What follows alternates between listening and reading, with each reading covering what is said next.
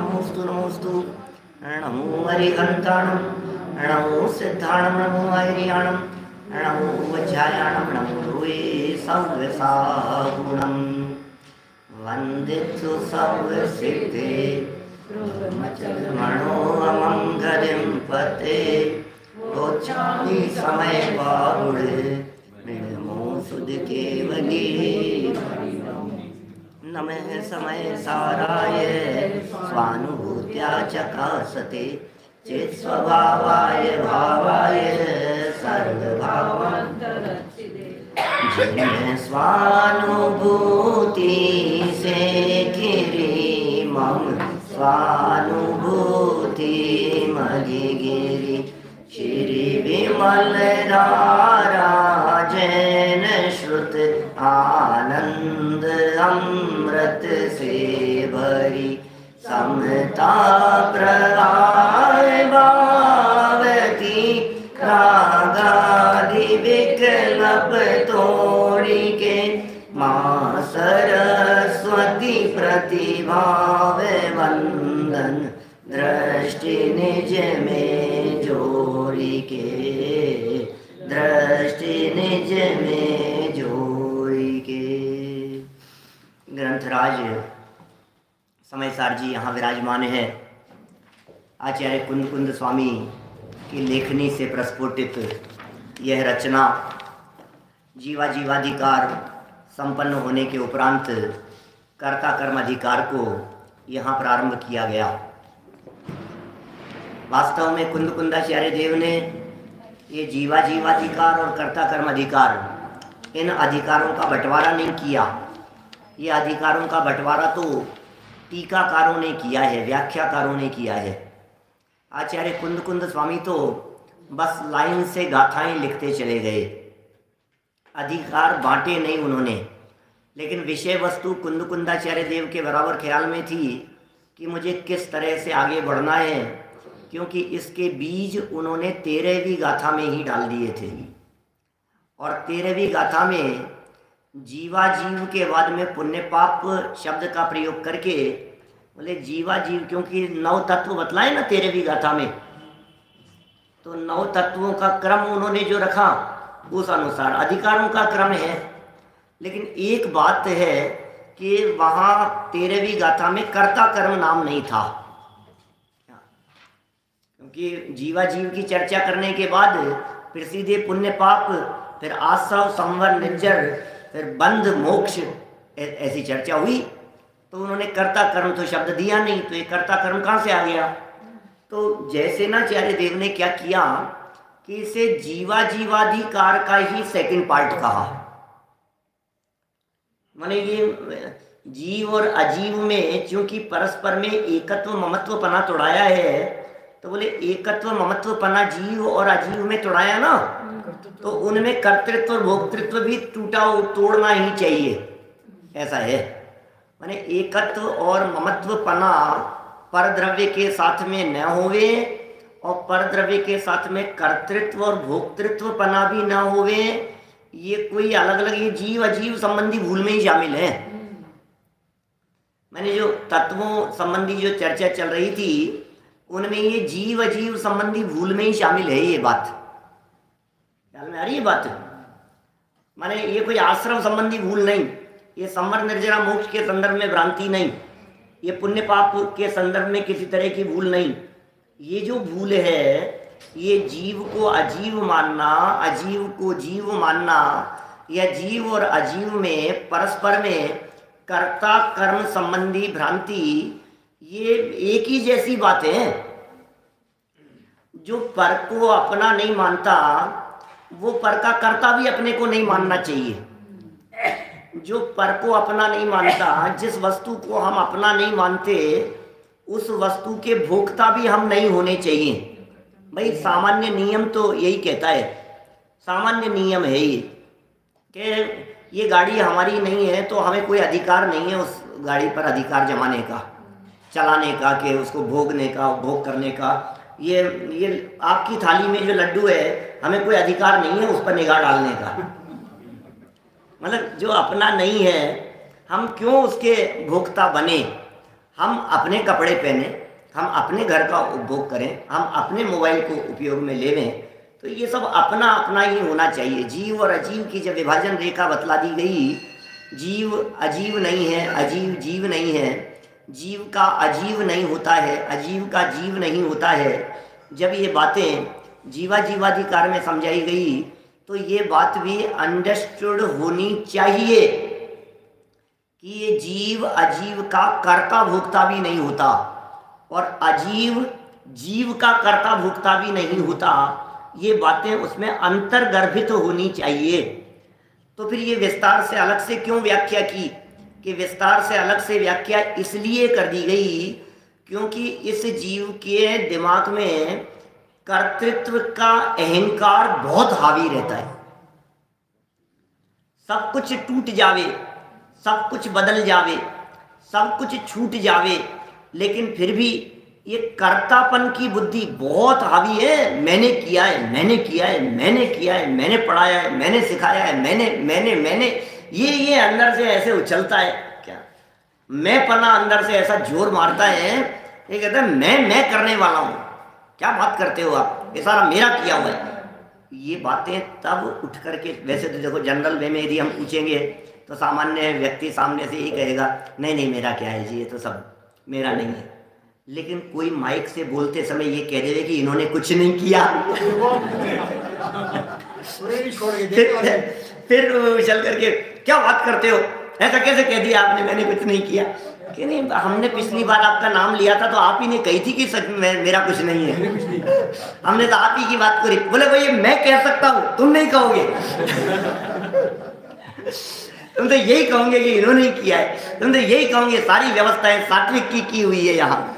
तो ये बात कर्तृत्व की मान्यता, कर्तृत्व का वजन, कर्तृत्व का बोझ, कर्तृत्व का अहंकार इस जीव के हृदय में जितना ज़्यादा हावी है, तो कुंदकुंदाचार्य देव कहना चाहते थे कि ये तोड़ाने के लिए कर्ता कर्म अधिकार देना जरूरी है। और अमृतचंद्राचार्य देव ने ये बात कह दी, जयसेनाचार्य देव ने कह दी कि भाई ये तो जीवाधिकार का ही विस्तार है, इसलिए अलग से इसके नाम उल्लेख की जरूरत नहीं है तो उसी का विस्तार। मान्यता टूटनी चाहिए। और यदि मैं कुंदकुंदाचार्य देव की शरण में आपको ले चलूं तो फिर मैं ये कह सकता हूं कि आचार्य कुंदकुंद स्वामी ने तो 68 नंबर गाथा में जो बात लिखी पहले अधिकार में, जीवाधिकार में, उस 68 नंबर गाथा से 69 नंबर गाथा को मिलाओ तो आपको लगेगा वही तो बातें चल रही है सब लगातार।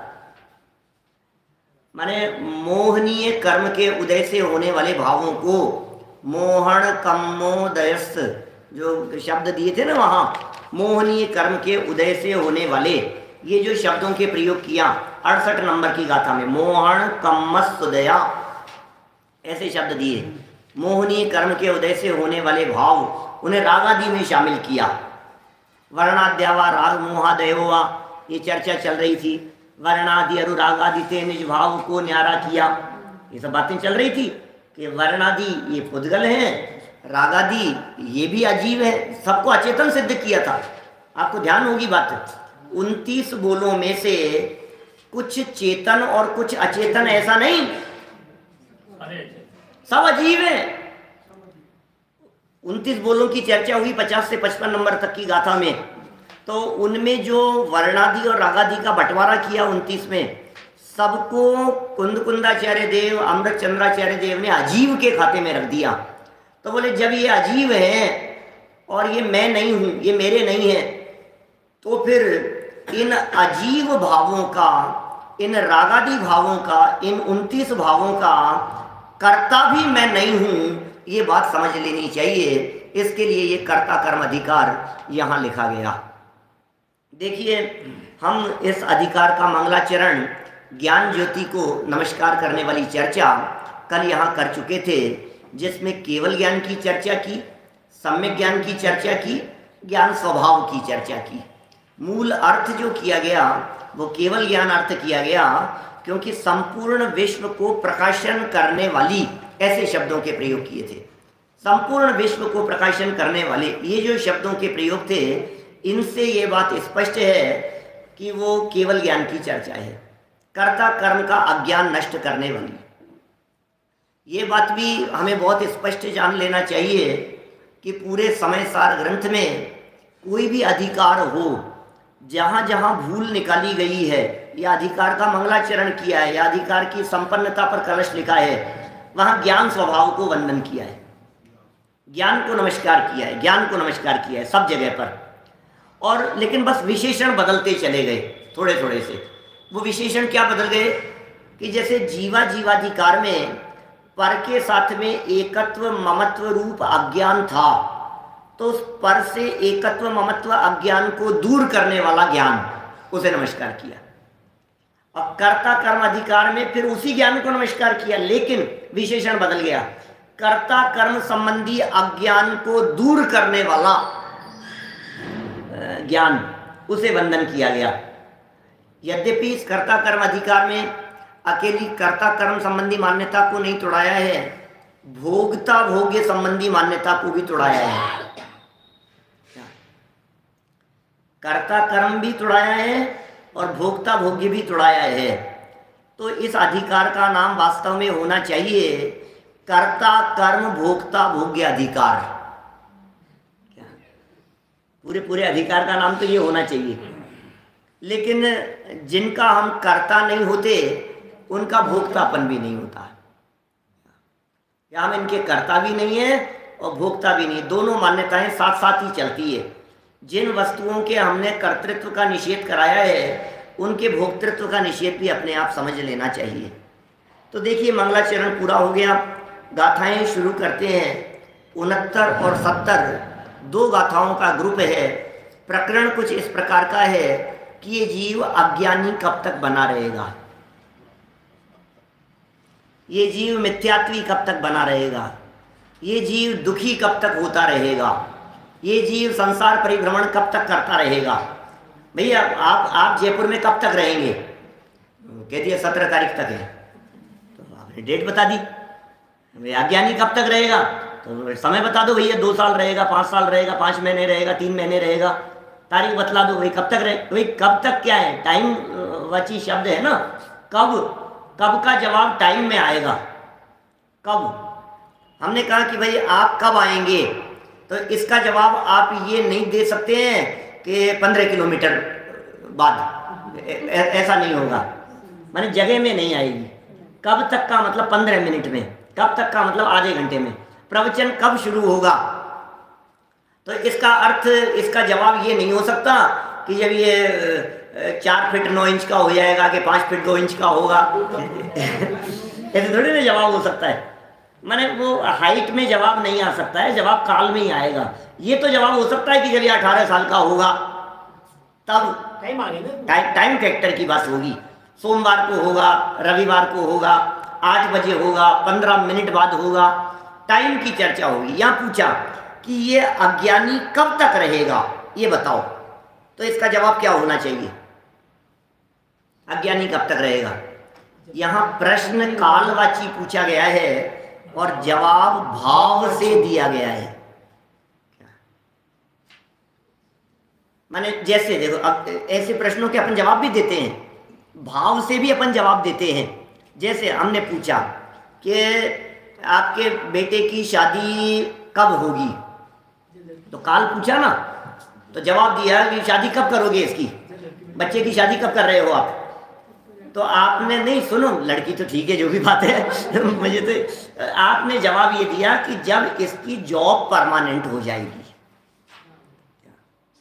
मैंने जवाब क्या दिया, मैंने ये नहीं कि 25 अगस्त को करेंगे कि इतनी तारीख को करेंगे कि इतने 2 साल बाद करेंगे, समय नहीं बताया। आपने क्या बताया, जब जॉब परमानेंट हो जाएगी। तो प्रश्न तो काल से पूछा था, लेकिन आपने जवाब क्या दिया, भाव से जवाब दिया। तो चूंकि अब उसमें यदि 3 महीने लग जाएं तो 3-4 महीने बाद में सोचेंगे, 2 साल लग जाएं तो 2 साल बाद में सोचेंगे, लेकिन हम तब तक नहीं करेंगे जब तक इसकी कोई आजीविका का परमानेंट व्यवस्था नहीं हो जाती है। तो इस तरह से भाव को प्रमुख किया गया। इसी तरह की बात यहाँ कह रहे हैं, ये ज्ञान के द्वारा। बोले अज्ञानी कब तक रहेगा, बोले जब तक ये जीव आत्मा और क्रोध आदि में भेद ज्ञान नहीं कर लेता है तब तक ये अज्ञानी बना रहेगा। जब तक ये आत्मा और क्रोधादि, आत्मा को क्रोधादि अचेतन द्रव्यों का, पर द्रव्यों का कर्ता भोक्ता मानता रहेगा, तब तक ये अज्ञानी रहेगा। कि भैया अब जैसे कभी कभी ऐसे होता है ना, क्लास में, स्कूल में ऐसा होता है, पनिशमेंट खड़ा कर दिया जाता है, खड़े हो जाओ हाथ ऊपर करके, कि कब तक खड़ा रहूंगा मैं, कि जब तुम याद करके सुना दोगे तब तक। ऐसा होता है ना, याद कर लो तो फिर बैठ जाना, सुना देना, बैठ जाना, और जब तक नहीं सुनाओगे तब तक खड़े रहना। अब ये तुम्हारे ऊपर है कि तुम 5 मिनट में याद करके सुनाते हो कि 15 मिनट में सुनाते हो। बात ख्याल में आई? भावात्मक जवाब होते हैं ना इस तरह के, कि ये कब तक होगा ऐसा, कि जब तुम कर लोगे।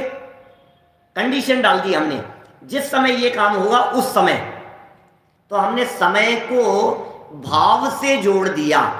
ये बातें यहाँ इन 2 गाथाओं में कह रहे हैं। मूल गाथा पढ़ते हैं 137 नंबर पेज पर, प्राकृत की मूल गाथा है, फिर पद्यानुवाद पढ़ेंगे। संतरंतु आदास वाण दोन्नंपि अन्नानि ताव दुसो को आदिसु वट्टदे जीवो को आदिसु वट्टन्तस् तस् कम्मस् संचयोदि जीवस्येवं बन्धो बणितो खलु सवदरी सीम। नीचे पद्यानुवाद। आत्मा और आश्रमों में वेद जब जाने नहीं है अज्ञ तब तक जीव सब क्रोधादि में वर्तन करे, क्रोधादि में वर्तन करे, तब कर्म का संचय करे। ओ कर्म मंगल इस तरह इस जीव को जिनवर कहें। क्या लिख रहे हैं? आत्मा और आश्रमों में भेद जब जाने नहीं, माने जब तक आत्मा और आश्रमों में भेद नहीं जाने। देखिए, जब यहाँ आश्रम शब्द का प्रयोग किया गया तो हमें ऐसा लगता है कि भाव आश्रमों की बात चल रही है, या ऐसा चलता है जीव के भावों की चर्चा चल रही है, जीव के परिणामों की चर्चा चल रही है, जीव के भाव है ना भाई बाबू। जबकि कह रहे हैं ऐसा नहीं है। इनको जीव पने का निषेध तो पहले ही कर दिया हमने, पिछली गाथा तक ही। मोहनीय कर्म के उदय से होने वाले जितने भी भाव हैं वे सब तो पुद्गल कह दिए ना 68 नंबर गाथा में। अभी 69 है। कुंद कुंदाचार्य देव तो एक लाइन पहले ही बात कर रहे हैं। नेक्स्ट लाइन में कुंद कुंदाचार्य देव लिख रहे हैं कि भाई ये जो क्रोधादि है, ये क्रोधादि भाव ये सब अचेतन है। यहां जब ये कहा है आत्मा और आश्रमों में भेद नहीं जाने, इसका अर्थ अकेले आश्रम की चर्चा नहीं है, यहां 29 बोलों की चर्चा है। मैंने पिछले प्रकरण को छोड़ना नहीं है। मैंने वहां जिस तरह से वर्णादि थे उसी तरह से रागादि थे, जिस तरह से रागादि है उसी तरह से क्रोधादि है।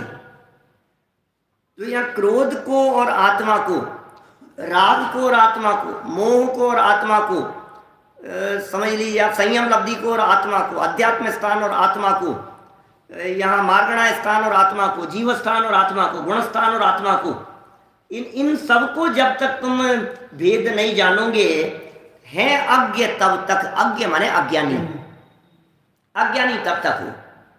तो कब तक अज्ञानी बने रहोगे? जब तक समय सार का ज्ञान नहीं होगा। समय सार का ज्ञान कब होगा? कि टाइम क्या बतलाएं, तुम पढ़ो, अभ्यास करो उसका, है ना।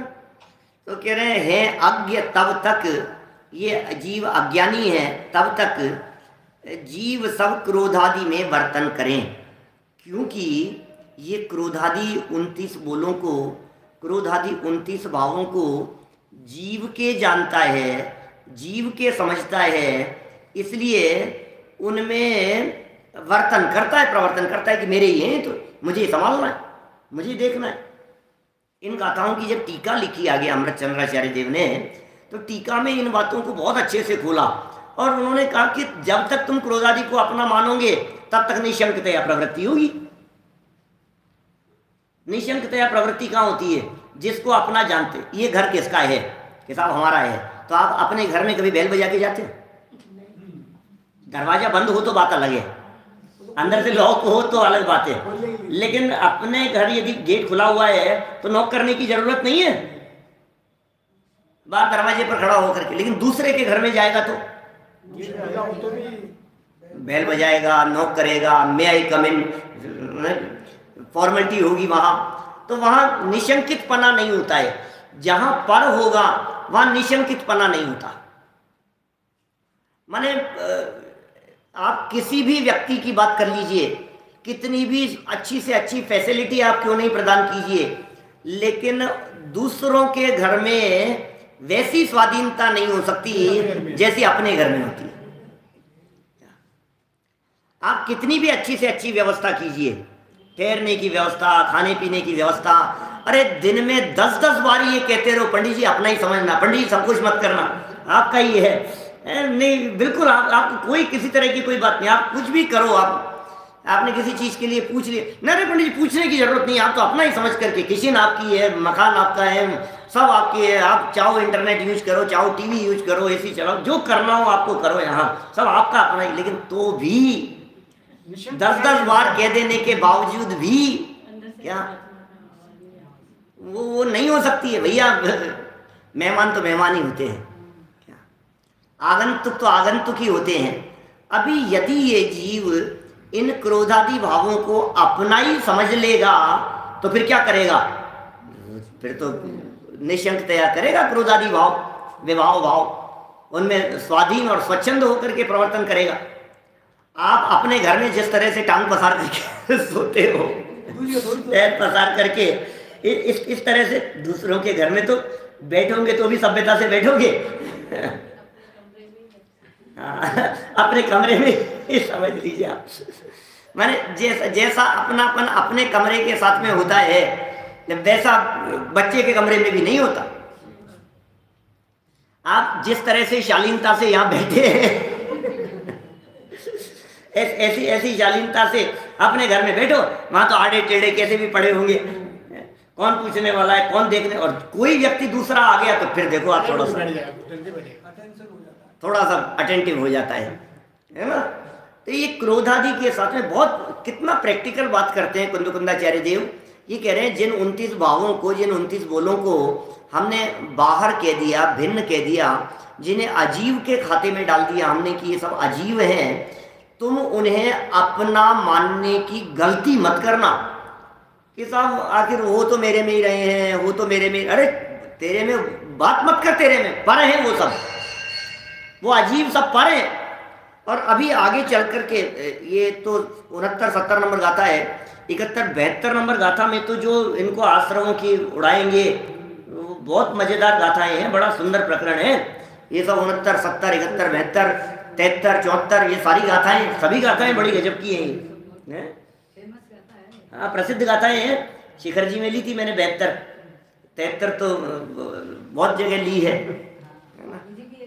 हाँ देखिए क्या कह रहे हैं, आत्मारे आश्रमों में भेद जब जाने नहीं है आज्ञ, तब तक जीव सब क्रोधादि में वर्तन करे। तो फिर होगा क्या? क्या हो गया साहब इसमें? मेरे में हो रहे थे, मैंने क्रोधादि कर लिया, तो इसमें कौन सी बहुत बड़ी बात हो गई? आपने कह दिया अज्ञानी बना रहेगा कि नहीं, सुनो, यदि तुम क्रोधादि में वर्तन करोगे तो कर्म का संचय होगा, कर्म का बंधन होगा, इस तरह तुम्हारा संसार परिभ्रमण चलता रहेगा। यदि तुम संसार परिभ्रमण मिटाना चाहते हो, यदि तुम जगत का जंजाल मिटाना चाहते हो, यदि तुम दुखों से छूटना चाहते हो, यदि तुम सर्व प्रकार के संकटों से, चतुर्गति परिभ्रमण से, 84 लाख योनियों से, दर दर की ठोकरें खाने से यदि तुम बचना चाहते हो, तो एक ही काम, शुरुआत वहां से करो, क्रोधादि मेरे नहीं है। जब मेरे नहीं है, मैं क्रोधादि का करता नहीं हूं, तो जब ये मैं नहीं हूं इनका करता, जब ये घर मेरा नहीं है तो फिर निशंकतया प्रवृत्ति नहीं होगी। यहाँ निशंकतया प्रवृत्ति की चर्चा ये टीका में करेंगे विस्तार से। उसमें ये बात छिपी हुई है कि ज्ञानी के भी क्रोधादि होते हैं, सम्यक दृष्टि ज्ञानी जीव के भी क्रोधादि होते हैं, लेकिन क्रोधादि में स्वच्छंदता नहीं होती, निशंक प्रवृत्ति नहीं होती। चाहे यहां उठ गए, चाहे यहां बैठ गए, चाहे यहां, ऐसा नहीं होता है। क्रोध मान माया लोग, चाहे कषायों की बात करो, चाहे रागादि विभाव भावों की बात करो, चाहे शरीर आदि की बात करो, माने जैसा शरीर परद्रव्य है, क्रोधादि में वैसे परत्व पने की फीलिंग नहीं होती हमें, वैसा पर नहीं दिखता है तो वो भी परी। जिस तरह का ये कपड़े पर है, कुर्ता पर है, जिस तरह से शरीर परद्रव्य है, ये तो समझाना आसान दिखता है कि ये शरीर पर है, संयोग पर है, भिन्न है, लेकिन क्रोध भी पुद्गल है, क्रोध भी अजीव है, रागादि परिणाम भी अचेतन है। ये बात इस जीव के आसानी से गले नहीं उतरती। यहां आचार्य देव आश्रम की जगह पर वर्णादि शब्द भी दे सकते थे। आत्मा और वर्णादि में भेद जब जाने नहीं, या आचार्य देव दूसरे शब्द भी दे सकते थे। आप इस एक गाथा से 29 गाथाएं बना सकते हैं।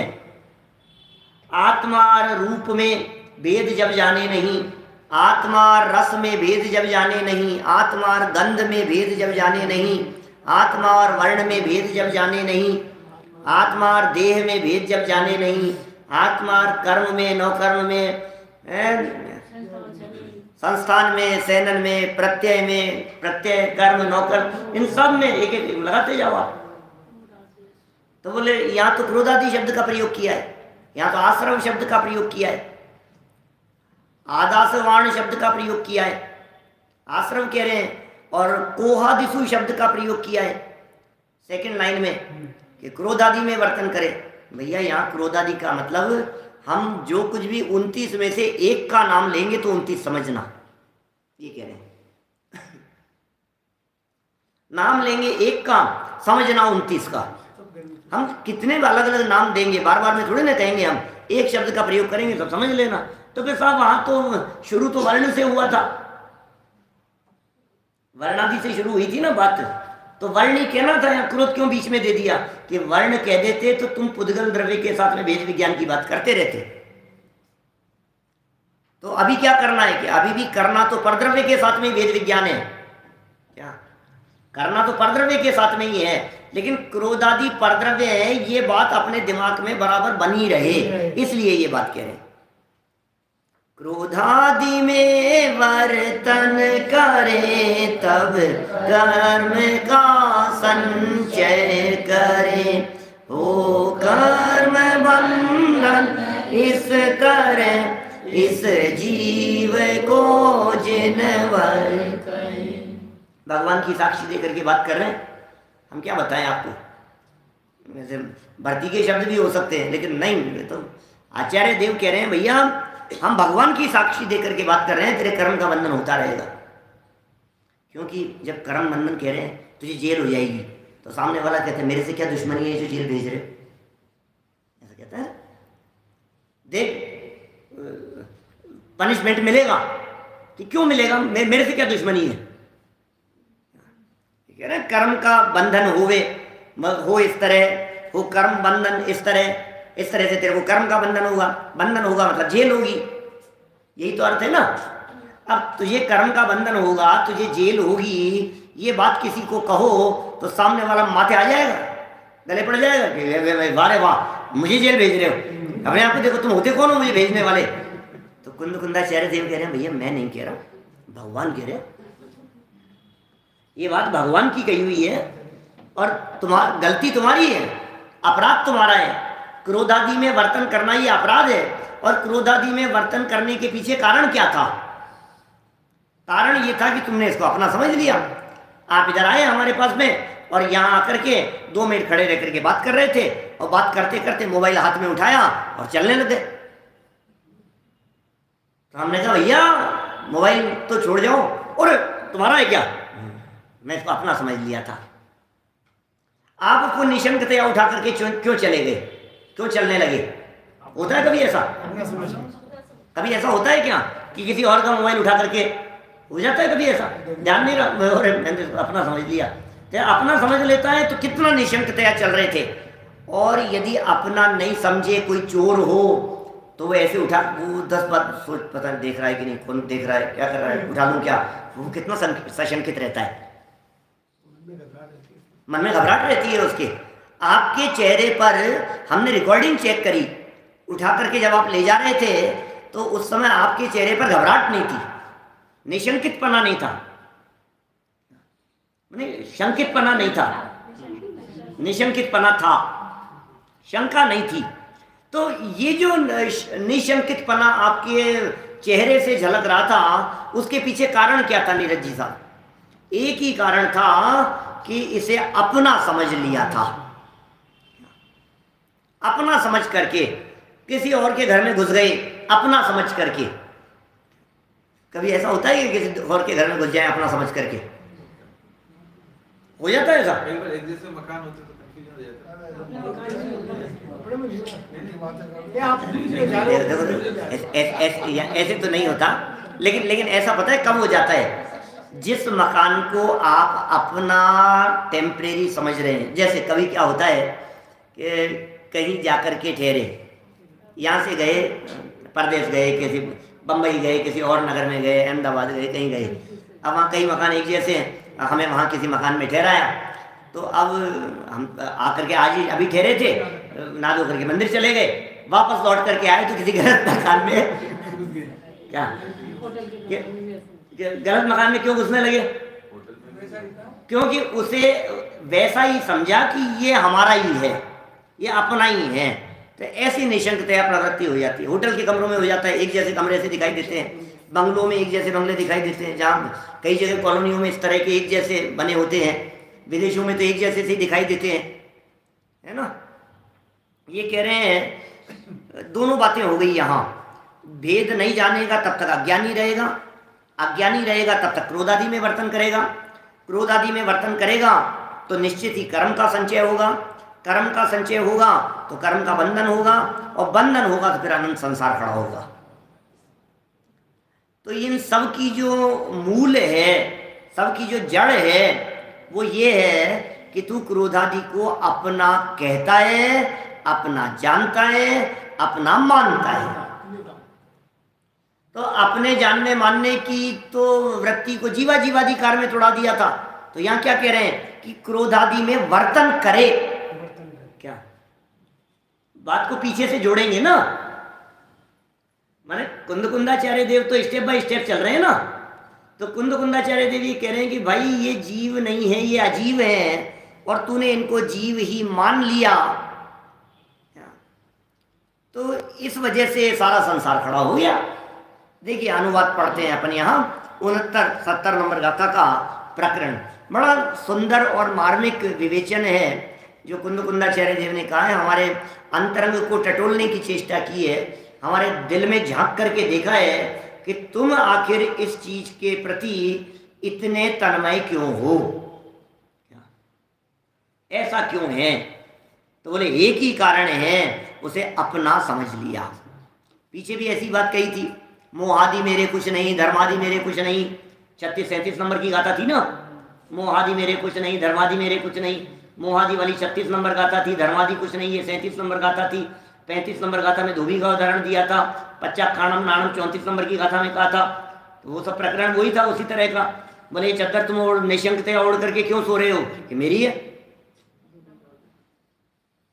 अपनी समझ करके कर लिया ऐसा, अपना समझ करके मोबाइल उठा लिया, अपना समझ करके चप्पल पहनी, अपना समझ करके, अपना समझ करके करता है व्यक्ति, अपना ही समझ करके ले आया मैं तो। फिर जब ले आए तो देखा कि बड़े दो हो गए। कभी ऐसा होता है उस पर बेल्ट पर, लगेज बेल्ट पर जब सामान चल रहा है तो अटैची एक हम उठा करके ले आए, एक भाई उठा करके, पर ये दो कैसे हो गई? ये क्या हुआ है? बोले नाम चेक करो इसके अंदर, ये एक अपनी नहीं है। तो बोले तुम क्यों ले आए? मैं थी ना वहाँ पे, इन्होंने तुम दिखे नहीं, तो मैंने अपनी दिख रही थी, मैं उठा करके ले आया, मैं ले आया तुम। दो व्यक्ति दोनों उसे अपने समझ करके ला सकते हैं, ऐसा हो सकता है। और जैसे ही समझ में आ जाता है निज लक्षणों से, पीछे जो कलशों में चर्चा कर रहे थे, भेद ज्ञान करो भैया, अपने अपने लक्षणों से भेद ज्ञान करो, लक्षणों से पहचानो। जब वस्तु को चरम चक्षुओं से नहीं पहचाना जाता है, जब आंखें काम नहीं करती है तो स्पर्श काम करता है, जब स्पर्श भी काम नहीं करता है तो रसना काम कर जाती है।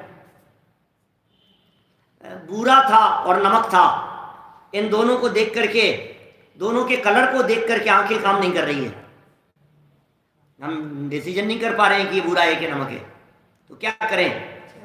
तो स्पर्श को काम में लो, तो स्पर्श से पता लग जाएगा।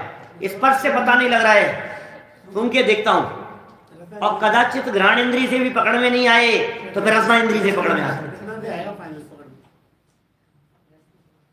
कितना। लेकिन लक्षण से भिन्न देखेंगे, चाहे आपने घ्राण इंद्री से देखा हो अलग अलग, चाहे रसना इंद्री से, चाहे स्पर्शन इंद्री से, लेकिन लक्षण भेद के बिना आप पहचान नहीं सकते हो। लक्षण नक्की करो, तो लक्षण भेद से ही भिन्नता ख्याल में आती है। ये सब बातें पीछे कई तरह से स्पष्ट कर दी गई थी, तर्क युक्ति से, न्याय से, भैया लक्षणों से भेद। और लक्षण भेद के संदर्भ में तो हमने कितनी तरह की बातें कही, आपको 100 उदाहरण बना दिए लक्षण भेद के संदर्भ में, कि ये अमिताभ बच्चन है और ये मोदी है, दोनों की सफेद दाढ़ी है, तो बताओ ये अमिताभ बच्चन क्यों और ये मोदी क्यों? और दोनों की सफेद दाढ़ी होते हुए भी आपने अलग अलग कर दिया, और एक बिना दाढ़ी वाला शोले वाला अमिताभ बच्चन था, उसको भी अमिताभ बच्चन कह दिया आपने। तो ये आखिर आपने कैसे पहचाना?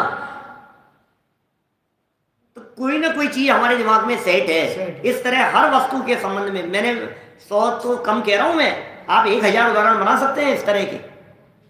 क्या साहब, आपको देखा और निहाल जी बाबू जी कह दिया, और आपको क्या देखा और अजय जी कह दिया, कैसे कह दिया बतलाओ मेरे को, फर्क क्या है?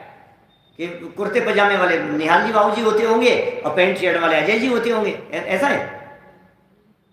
अरे पैंट शर्ट पहनो, चाहे कुर्ता पजामा हो, चाहे धोती दुपट्टा, क्या और क्या, और कुछ भी नहीं हो तो भी पहचान लिया। मुनि बन जाए तो भी आप पहचान सकते हैं ये कौन है, तो वही कैसे पहचाना ये तो बतलाओ।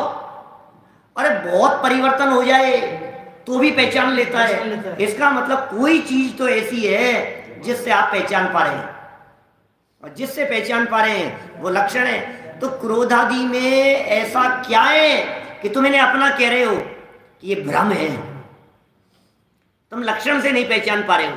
क्रोध आदि के लक्षणों को यदि तुम भिन्न देखते तो तुम स्पष्ट समझ लेते कि ये तुम्हारे नहीं है, और पीछे हम इस बात को सिद्ध कराए हैं, इसलिए निशंकतया प्रवर्तन करने का निषेध कर रहे हैं। यहाँ 137 नंबर पेज, अंतिम 2 लाइनें। जब तक यह जीव आत्मा और आश्रवों, आत्मा और आश्रवों, आश्रव को डाल दिया अजीव के खाते में। माने आप जानते हैं एक होती है तत्व व्यवस्था और एक है द्रव्य व्यवस्था। तो द्रव्यों में जब बात की तो उन्होंने जीव और अजीव 2 द्रव्य कहे, और तत्व में जब बात की, क्योंकि वहां द्रव्य दिखाने हैं, तत्व में पर्याय भी दिखानी है। जब द्रव्य की बात की तो वहां जीव की पर्याय नहीं बतलाई, वहां अजीव की पर्याय नहीं बतलाई, द्रव्य लिया वहां। और जब तत्व बतलाए तो तत्व में मूल द्रव्य तो लिया ही, उनकी पर्यायों को भी अलग कर दिया। तो अभी द्रव्य की दृष्टि से देखो तो क्रोध आदि को किसके खाते में डालोगे? आपने कह दिया था आश्रव तत्व है, क्रोध आदि तो आश्रव तत्व है। बोले आश्रव तत्व की बात मत करो, अभी हम तत्व की बात नहीं कर रहे, हमें द्रव्य बताओ, द्रव्य कौन सा है? पुद्गल है, पुद्गल के खाते में डाल दिया उसको, ये पुद्गल है।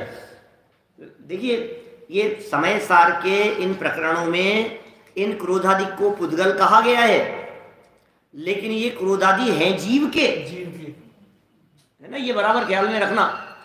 माने इन प्रकरणों में इनको पुद्गल ही कहा गया है, पुद्गल के लक्ष्य से होते हैं, पुद्गल जन्य हैं, इनमें चेतना नहीं पाई जाती है। पीछे ऐसे तर्क दिए थे, क्योंकि इनमें चेतना लक्षण नहीं पाया जाता है इसलिए क्रोधादि सब पुद्गल हैं, अजीव हैं, अजीव के खाते में डाल दो इनको।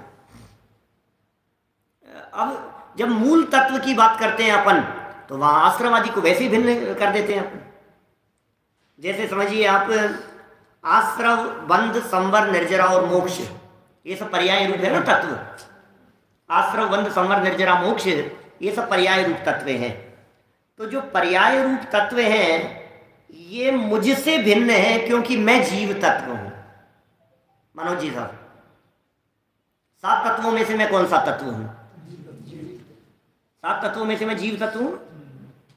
मैं तो जीव तत्व हूं, तो मैं आश्रव तत्व नहीं हूं?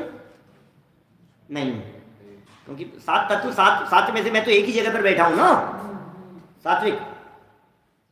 7 में से मैं तो एक ही जगह पर बैठा हूं ना, तो ये भी नहीं हूं, ये भी नहीं हूं, ये भी नहीं हूं, ये भी नहीं हूं और ये भी नहीं हूं। तो मोक्ष तत्व बोले मैं नहीं हूं, बोले संवर निर्जरा बोले ये भी मैं नहीं हूं, बोले आश्रव बंध बोले वो भी मैं नहीं हूं, बोले अजीव बोले वो भी मैं नहीं हूं। इसका मतलब मैं जो जीव तत्व हूं ये विकारी पर्याय, निर्मल पर्याय और परद्रव्य, इन सब से भिन्न हूं, वो जीव तत्व है। माने जीव तत्व में परद्रव्य, अजीव तत्व माने परद्रव्य, आश्रव बंध माने विकारी पर्याय और संवर निर्जरा मोक्ष माने निर्मल पर्याय। तो जीव तत्व में परद्रव्य, विकारी भाव और निर्मल भाव, ये सब जीव तत्व से भिन्न है। ये तत्व व्यवस्था बतला रही है, शुद्ध जीव तत्व को देखना हो। अब चूंकि ये सब मुझसे भिन्न है, मैं जीव तत्व हूं और ये सब मुझसे भिन्न है, तो जो मुझसे भिन्न है माने जो जीव से भिन्न है उसे अजीव के खाते में डाल दो। उसको किसके खाते में डालेंगे? भाई जीव नहीं है, अजीव है, तो अजीव के खाते में डाल दिया। तो जिन 29 बोलों की चर्चा चल रही है, ये 29 बोल जीव नहीं है, इसलिए इनको अजीव के खाते में डालना। अभी यहाँ इतनी सावधानी जरूर रखनी है कि यहाँ संवर, निर्जरा और मोक्ष को पृथक नहीं किया गया है, यहाँ तो सिर्फ विकारी भावों तक को ही अजीव के खाते में डालना है। इतना यहाँ ये जो प्रकरण चल रहा है इसमें इतना बात हमारे को बराबर सावधानी से ध्यान रखनी है। देखिए, जब तक यह जीव, कब तक यह जीव? बोलो कब तक? बोले जब तक। क्या बच्चे भी कभी कभी ऐसी जिद पकड़ लेते हैं, होमवर्क करो, जब तक लड्डू नहीं मिलेगा तब तक नहीं करूंगा। जिद पकड़ ली उन्होंने, तो क्या बोलते हैं, होमवर्क कब करेगा, कितनी देर में करेगा? इसका जवाब वो ये नहीं कहता 15 मिनट में कर लूंगा। इसका जवाब वो ये कहता है, जब तक मुझे गेम नहीं दिलाओगे, जब तक मुझे लड्डू नहीं खिलाओगे, जब तक मुझे कचौड़ी नहीं दोगे, तब तक नहीं करूंगा। ऐसे भाववाचक प्रयोग होते हैं कि नहीं? कितने उदाहरण दे दिए हमने। देखो आप इस तरह से लगाना सब जगह, अब दिन भर देखना आप भाववाची प्रयोग कितने होंगे। जब तक यह जीव आत्मा और आश्रवों इन दोनों के भेद और अंतर को नहीं जानता है, शब्द प्रयोग कर रहे हैं जानना, लेकिन वस्तु स्थिति है मानना। क्योंकि आत्मा और आश्रव इन दोनों में भेद और अंतर को नहीं जानता है, तब तक अज्ञानी रहता है। तो आप अंतर जानते हैं कि नहीं? अरे क्या बात कर रहे हो, अंतर क्या? 10 अंतर निकाल के बता दें, निबंध लिख दें, जीव अलग है आश्रव अलग है। अच्छा, फिर तो ज्ञानी हो गए आप। फिर तो ज्ञानी हो गए ना, क्योंकि इन्होंने लिखा है कुंदकुंडाचार्य देव ने, आत्मा और आश्रवों में भेद जब तक नहीं जानेगा तब तक अज्ञानी रहेगा। अब आपने जान लिया है, ज्ञानी हो गए। अरे जानने का मतलब मानना है, जानने को जानना नहीं कहते। इस जानने को क्या जानना कहें? तो जान भी कहाँ रहा है, जो बोल रहा है। शब्द प्रयोग हो रहे हैं, वचन प्रयोग हो रहे हैं, इसे जानना नहीं कहते। आत्मा और आश्रवों में भेद जब तक अंदर से दिल से तुम्हें स्वीकार नहीं हो, तब तक अज्ञानी बने रहोगे।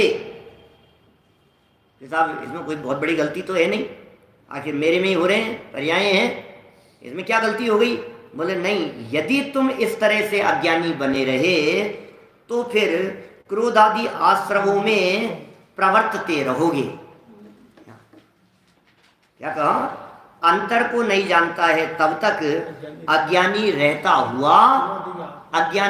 हुआ क्रोध आदि आश्रवों में प्रवर्तता है।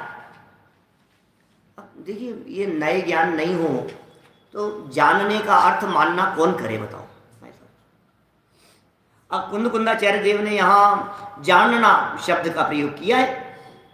बोलो, वेदी शब्द दिया ना, जावर्ण वेदी विशेषंतरम। जाव माने जब तक, न मतलब नहीं, वेदी मतलब जानता है। ऊपर प्राकृत गाथा में क्या लिखा? जावर्ण वेदी, जब तक नहीं जानता है, विशेषंतरम, विशेष रूप से अंतर, किसका? आदा सवाण, आदा और आसवाणम, आसवाण, आदा आत्मा और आसवाण आश्रम में, दोनम्पी, दोनों में, अन्नाणी तावदुसो, तब तक अज्ञानी बना रहेगा। कोहादिसु वट्टदे, जीवो, और क्रोध आदि में वो जीव वर्तन करता रहेगा। प्राकृत समझ में आती है कि नहीं? सरल है प्राकृत, बहुत कितना सरल शब्दों में कह दिया है। जावर्ण वेदी, वेदी माने महावीर भगवान की वेदी की बात कर रहे हैं कि पार्श्वनाथ भगवान की? वेदी क्या होता है? वेदी नहीं जानते आप? आजकल तो नाम भी होते हैं। अभी मैं दाहोद में था, वेदी नाम था, 2-3 साल की बच्ची थी, नाम वेदी नाम था। तो वेदी नाम भी होता है। वेदी भगवान जहाँ विराजमान होते हैं उसे वेदी भी कहते हैं। तो ये कौन सी वेदी की बात कर रहे हैं? अरे वेदी का, वेद शब्द, वेद धातु जानने के अर्थ में प्रयोग होती है, यहाँ तो जानने की बात कह रहे हैं। ये क्या माने? कितना सरल है सुदीप जी, कितनी सरल बात कह रहे हैं, कठिन नहीं है। जावर्ण वेदी, जब तक नहीं जानता, क्या नहीं जानता? विशेष अंतरम, विशेष अंतरम, विशेष अंतर नहीं जानता। जावर्ण वेदी विशेष अंतरम, तो आदा और आसवर्ण, आत्मा और आश्रव, दोनम्पी, दोनों में भी, अन्नाणी ताव, तब तक अज्ञानी है। तो क्या करेगा वो? कोहादिसु वट्टते, क्रोध आदि के अंदर वर्तेगा जीवो, वो जीव। और फिर कोहादिसु वट्टन तस्, क्रोध आदि में वर्तन करता रहेगा तो क्या होगा? कोहादिसु, क्रोध आदि में, सप्तमी है, को क्रोध आदि में, वट्टन तस्, वर्तन करने वाले के, काके की षष्ठी विभक्ति है। क्रोहादिसु वट्टन तस्, वर्तने वाले के, तस् उसके, कम्मस कर्मों का, संचयो होदी, संचय होगा, संचय होता है। और जीवस्सेवम, जीवस्सेवम बंधो, क्या बंधो, जीवस एव बंधो, वो जीव ही बंधन को प्राप्त होगा। भणिदो का है, खलु माने वास्तव में, सर्वदर्शीम, सर्वदर्शियों ने ऐसा कहा है, सर्वज्ञ भगवान ने ऐसा कहा है, जिनेंद्र भगवान ने ऐसा कहा है। अब सर्वदर्शीम कहो, सर्वदर्शियों ने कहो, सर्वज्ञों ने कहो, जिनेंद्र भगवान ने कहो, एक ही बात है, उन्होंने ऐसा कहा है। देखिए नीचे 137 नंबर पेज के अंतिम शब्दों से देखिए जरा क्या लिख रहे हैं। क्रोध आदि में प्रवर्तमान उस जीव के, क्रोध आदि में प्रवर्तमान उस जीव के कर्म का संचय होता है। क्रोध आदि में प्रवर्तमान था वो जीव, उसके कर्म का संचय होता है। जीव के कर्मों का बंध वास्तव में इस प्रकार होता है। ये कर्म बंधन किस प्रकार से होता है वो प्रक्रिया भी यहाँ समझा दी है। कर्म बंधन की क्या विधि है, कर्म बंधन की क्या प्रक्रिया है, इस जीव को कर्म बंधन कैसे होता रहता है वो यहाँ बतला दिया है। जीव के कर्मों का बंध वास्तव में इस प्रकार होता है। ये साहब ये कर्म क्यों आकर के बंध गए हैं, ये कर्म क्यों बांध रहे हैं, ये संसार परिभ्रमण क्यों हो रहा है, आखिर ये कर्म मुझे क्यों परेशान करते हैं, ये कर्म का उदय क्यों आता है, ये संयोग और परिस्थितियां ऐसी क्यों बन गई है, बोले ये सारी विधि है इस वजह से, तू उन्हें अपना मान रहा था इसलिए वो घुस गए तेरे घर में। क्या तूने कहा कि ये तो अपने ही है, आ गए। ये लुटेरे जो होते हैं, ठगिया लोग, वे क्या करते हैं, वे अपना बन करके आते हैं और आप उन्हें ऐसा समझ लेते हैं कि ये तो अपने ही है, तो आप उन्हें एंट्री दे देते हैं। अच्छा बाबूजी के दोस्त हो आप? हाँ आइए। अच्छा चाचा के दोस्त हो? अच्छा, वो उस नाम से वो बाकायदा पूरी ऐसी तहकीकात जांच करके आते हैं कि इस नाम का व्यक्ति यहाँ रहता है लेकिन अभी यहाँ इस शहर में नहीं रह रहा है, बाहर गांव गया हुआ है। क्या तो बाहर से आकर के बेल बजाएंगे कि कौन, फिर आपने उसका नाम लिया, हम बाहर से आए हैं, कि रमेश जी हैं क्या? रमेश जी तो नहीं है, बाहर गए हुए हैं। अच्छा, अरे तुम कौन बेटा, तुम उनके भतीजे हो? अच्छा, तो तुम मेरे को नहीं पहचाने क्या? तुम्हें इतने से खिलाता था तुम्हारे को। अब ये इसको लगा कि चाचा के दोस्त होंगे कि नहीं अंकल पहचाना तो नहीं। अरे मतलब बातचीत हुई, बोले आओ बैठिए, आप थोड़ा सा चाय वाय लेकर के जाइए, कहाँ से आए हैं क्या आए हैं, वो थोड़े से बहाने बनाता है, बातें बताता है, उसको अंदर एंट्री दे देते हैं। फिर क्या करता है, फिर बंधन बांध करके सब लूट करके ले जाता है। क्या ये क्रोधादि ऐसे ही लुटेरों के वेश में आए, लुटेरों के वेश में आए थे, और लुटेरों के वेश में आने पर इस जीव ने उन लुटेरों को अपना समझ लिया और अपना समझ करके अंदर एंट्री दे दी। अब जब उन लुटेरों को अंदर एंट्री दे दी तो ये बंधन में पड़ गया और ज्ञान आदि संपदा को लूट के ले गए। समझ में आ गई बात? लूट करके ले गए, ये लुटेरे बन करके आ गए।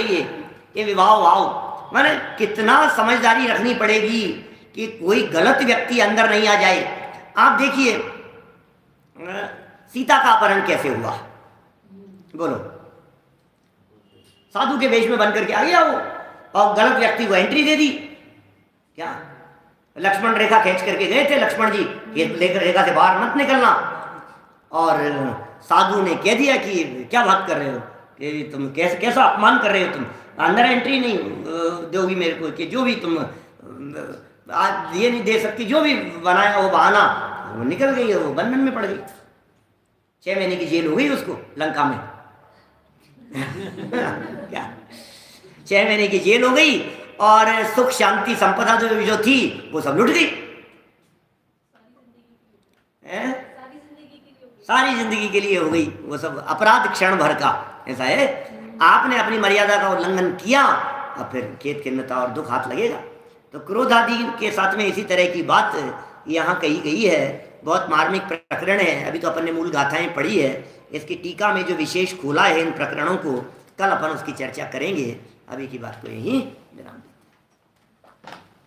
निज निधि निज में बताई, यह अनंत उपकार है, उसके लिए जिन वाणी माँ को वंदना शत बार है। वंदना